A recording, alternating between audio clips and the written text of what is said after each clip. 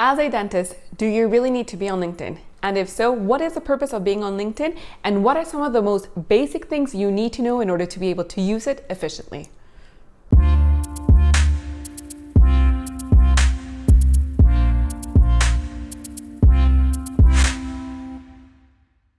Hey, welcome to Digital Dental Marketing Made Easy. I am your host, Natalia Porras, and today we are talking about the business social media network, which is LinkedIn, and it's one of my favorite social media platforms to actually manage and be on myself. If you're new to this channel, consider subscribing by hitting the subscribe button on the right hand side, and so that you don't miss a beat on when we upload videos. Our purpose of this channel is to help dentists build and grow their practice through smart online marketing strategies. So without further ado, let's get started with LinkedIn for dentists.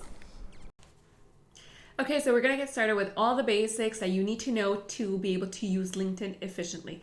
So before I actually dive in and show you what to do on the platform, I want you to plan out your positioning in the market. What does that mean?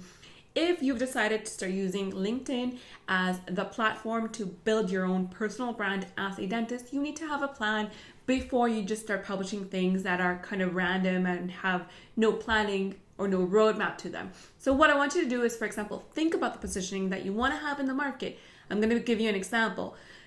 For example, you want to start being known as the dentist that is providing a lot of information in terms of business information for dental practices. And so you're going to be consciously going out and seeking for articles that are business related to a dental practice, anything that talks about finances, anything that is related to educating, for example, dentists and teams around the business aspect of a dental practice. So you're going to be conscious in terms of the kind of topics and content that you're going to be sharing on your platform so that you can maintain a certain positioning in the market. Okay, so that's the first step before we actually dive in to all the basics of utilizing LinkedIn efficiently for yourself. Okay, so once you've planned what the purpose is for you to start using LinkedIn, you want to go ahead and optimize your profile setup. So I'm going to be showing you a couple of tips or some basics, let's say, on how to start using LinkedIn for yourself as a dentist.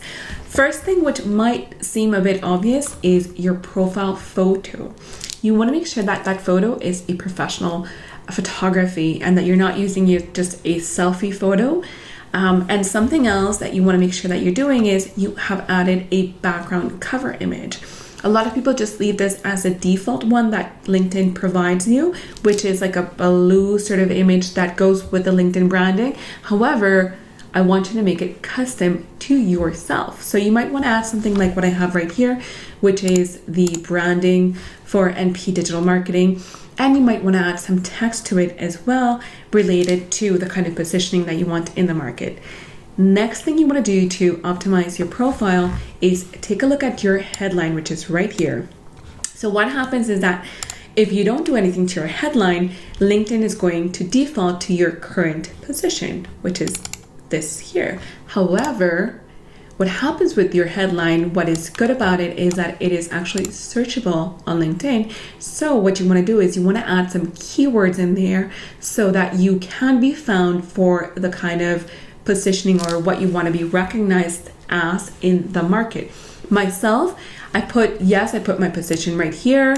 I also put myself, I added this dental marketing expert because that's how I want to be recognized in the market. And I also added what I do for dentists or for my clients. And what I added here is I help dentists grow their practice via smart online marketing. So I'm trying to use those keywords that I think dentists would start using when they're looking for someone on LinkedIn. Next thing you want to do, so you've done your photo, you've done your cover page, you've done your headline. Next thing you want to do is you want to make sure that So you want to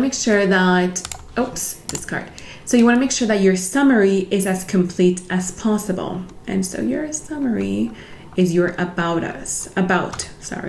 So my about is right here. What I would recommend you do, one, that you write it in first person, not in third person, so that it does sound like you wrote it and not someone else wrote it for yourself. And you want to make sure that you break it up in paragraphs and maybe some bullet points so that it's easily readable for anyone that's going to be seeing this. Also, you want to make sure that you have a complete profile that includes your experience as well as your education and any other kind of awards or anything else that you really want to add in there. So next thing that you want to make sure that you have on LinkedIn is, of course, we went on this platform because it's a business social media platform. So you want to build a strong network, and you probably already have a very strong network, but you want to make sure that you have it also on LinkedIn.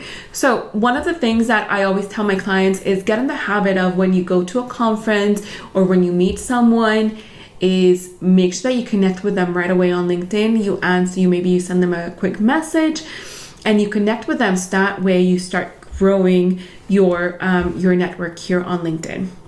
So lastly, what I want to show you is how to create some good posts. So if you simply go to the homepage, you could start a post right here. And what I always strive to say is you want to have a consistency of posting, 1, and 2, you want all of your posting to be aligned with that positioning in the market that you want to be recognized for. So you want to make sure that you are, for example, sharing articles that are pertinent. You could share a graphic post, a picture. You could also just write something out over here, something that you're thinking. You could educate others through, again, articles that you find. So there's a lot of different things that you could do, a lot of different assets that you could use to create posts. The key here is to have a consistency and to make sure that it aligns with your positioning or what you want to be recognized as in the market.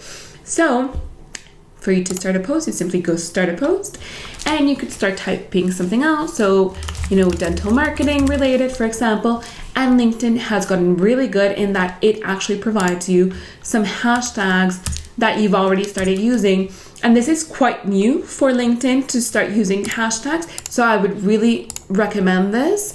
Maybe some 5 or 6 hashtags added to your post.